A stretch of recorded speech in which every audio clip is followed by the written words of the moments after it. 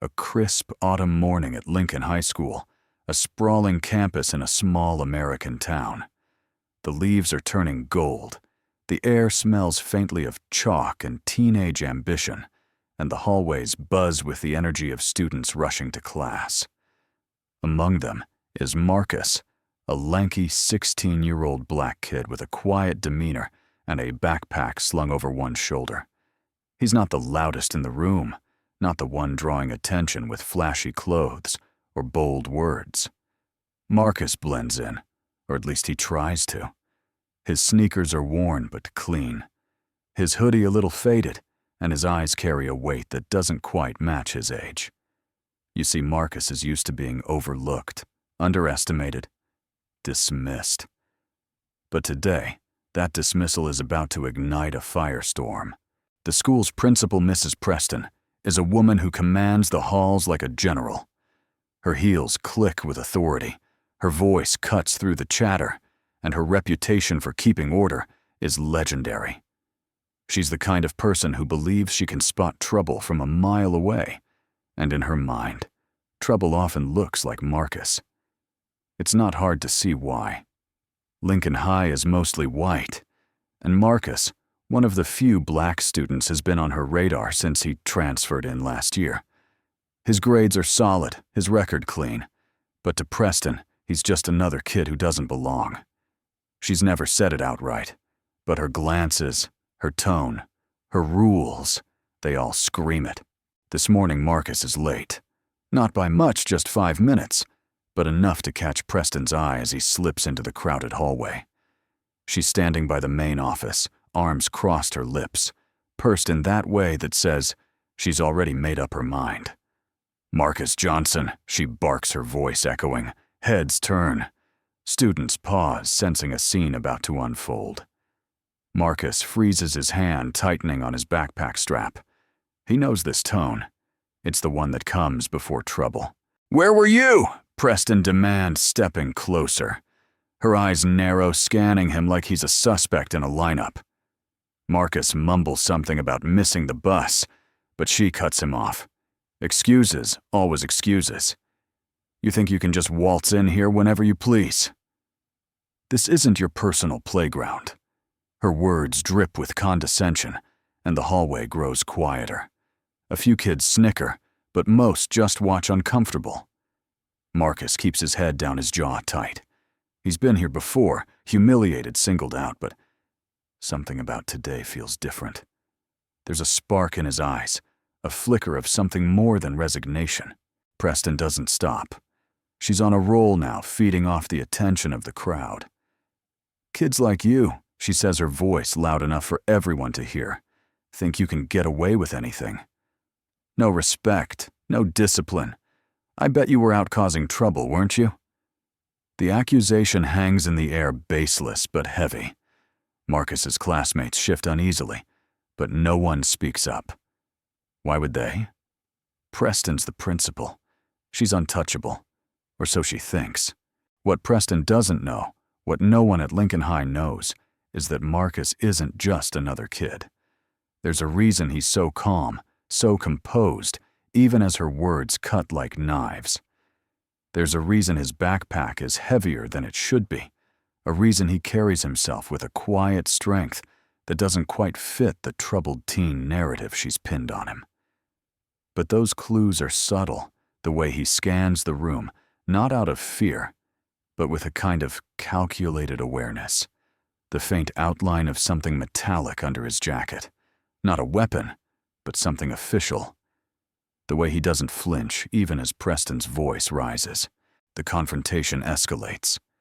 Preston, emboldened by the silence of the crowd, steps closer, pointing a finger in Marcus's face. "You're on thin ice, young man. One more slip-up, and you're out of this school. Do you understand me?" Her words are a threat, a promise of power she's wielded over countless students. But Marcus doesn't cower. He looks her in the eye, and for a split second, Preston falters. There's something in his gaze, something that makes her pause just for a moment. But she brushes it off, doubling down. Get to class. Now. And don't let me catch you slacking again. As Marcus walks away, the crowd disperses, but the tension lingers. You can feel it, the injustice, the weight of being judged for who you are, not what you've done. You're angry for Marcus, aren't you? You want to scream at Preston to demand she take it back. But hold on, because this isn't the end. It's just the beginning. Something's coming, something big. Marcus isn't who she thinks he is, and that truth is about to turn this school upside down. Stick with me, because in the next part, the cracks in Preston's armor start to show, and Marcus's quiet strength begins to unravel a secret that will leave you speechless. We're back at Lincoln High, and the air feels heavier now, doesn't it? That hallway confrontation is still fresh, the sting of Preston's words lingering like a bruise. Marcus is in his history class, sitting at the back, his notebook open, but his eyes distant. The teacher drones on about the Civil War, but Marcus isn't listening. He's thinking about Preston, about the way she looked at him, the way she assumed she knew him. You can see it in his posture. Shoulders squared, jaw set. He's not defeated. He's waiting. Preston, meanwhile, is in her office, her kingdom of polished wood and framed certificates. She's on the phone, her voice low but sharp, complaining to a colleague about problem students like Marcus. They come in here, disrupt everything, expect handouts, she says, oblivious to the secretary outside her door, who's pretending not to hear. But there's a crack in her confidence, a tiny fracture. She keeps glancing at the clock as if she's expecting something or someone. She doesn't know it yet, but the ground beneath her is starting to shift. Back in the classroom, Marcus is called to the front to answer a question. The teacher, Mr. Daniels, is one of the good ones, fair but firm. He asks Marcus about the Emancipation Proclamation, and Marcus answers, not just correctly, but with a depth that makes the room go quiet. He talks about freedom, about justice, with a conviction that feels personal. A few students exchange glances. Who is this kid? He's supposed to be the slacker, the troublemaker, but he's speaking like someone who's seen the world, not just read about it. Then it happens, a small moment, but one that sends a ripple through the story. As Marcus returns to his seat, a pen slips from his pocket. It's not an ordinary pen. It's sleek black with a faint engraving that catches the light. A girl nearby, Sarah, picks it up for him. Nice pen, she says, half joking, but her eyes linger on it. Marcus takes it back quickly, almost too quickly, and mutters a thanks. Sarah doesn't push, but you can tell she's curious. So are you. What's with the pen? Why does it feel like a clue? The day goes on, and Preston's campaign against Marcus intensifies. She calls him to her office during lunch this time, with an audience, 2 other teachers, and the school counselor, all of whom look uncomfortable, but don't intervene. I've been reviewing your file, Preston says, holding up a folder, like it's evidence in a trial. Your attendance is spotty. Your attitude is questionable. And frankly, I'm not convinced you're a good fit for Lincoln High. Her words are sharper now, more personal. She's not just scolding him. She's trying to break him. But Marcus doesn't break. He sits there, calm almost.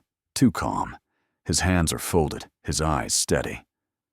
With all due respect, Mrs. Preston, he says, his voice low but firm. You don't know me. The room tenses. The counselor shifts in her seat. Preston's smile falters, but she recovers quickly. Oh, I know exactly who you are, she snaps.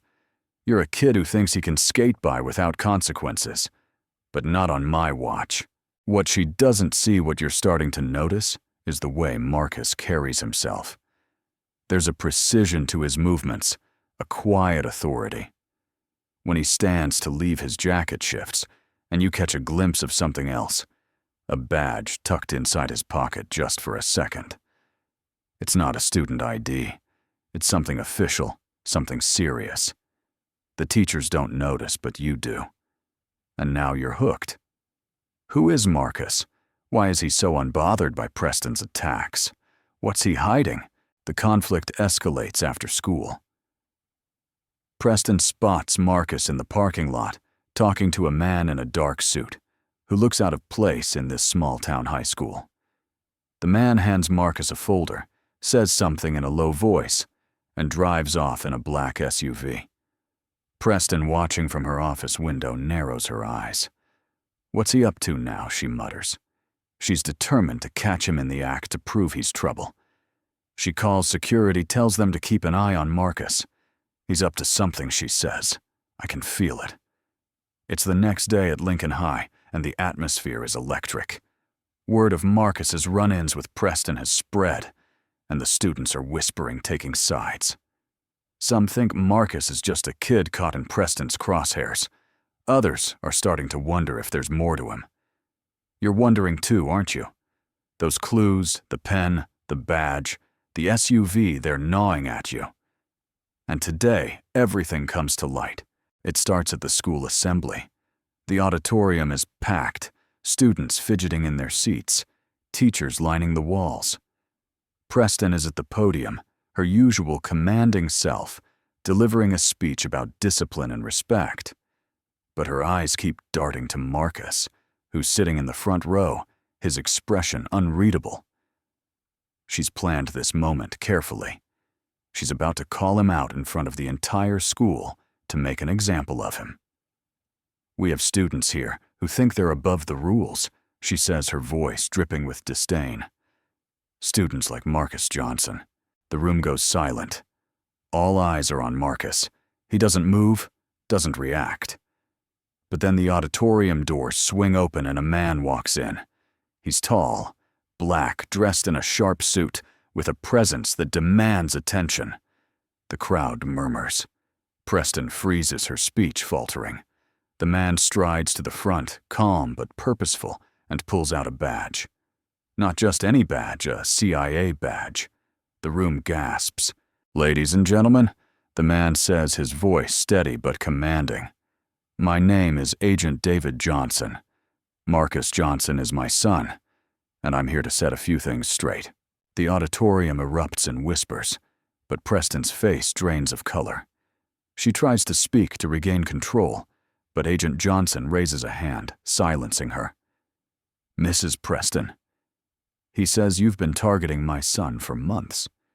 You've humiliated him, accused him, judged him without knowing a single thing about him. And you're about to learn just how wrong you were. The reversal is swift and brutal. Agent Johnson explains that Marcus isn't just a student. He's a kid under protection, the son of a high-ranking CIA operative working on a sensitive case. The pen, a secure communication device. The badge, a junior clearance pass issued for his safety. The SUV, a federal escort. Every assumption Preston made, every insult she hurled, was based on a lie she told herself about who Marcus was. And now, in front of the entire school, her prejudice is laid bare. The students are stunned.